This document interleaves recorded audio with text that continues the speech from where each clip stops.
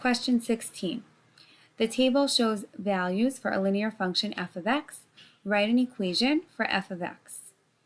Okay, so looking at the table, I know I need to find an initial value and a rate of change in order to write an equation. I don't see an initial value, right? The initial value would be where x is 0. I don't see x is 0.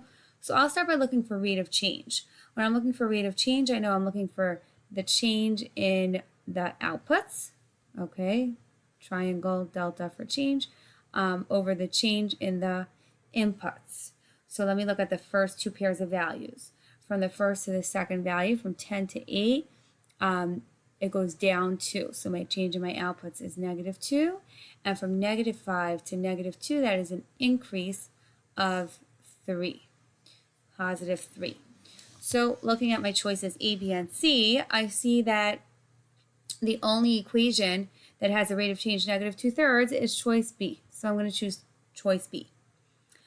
I do want to point out that there's a mistake on this, okay? Because if you would actually look for the initial value, it's in between here, in between -2 and 1, right there would be 0, okay? In between 8 and 6 is not an initial value of 2/3. Okay, the actual initial value, if you use that rate of change of -2/3 and figured it out, would actually be 20/3. So there was just a mistake with that. But it had the correct rate of change, and that's the part that we used to find the equation.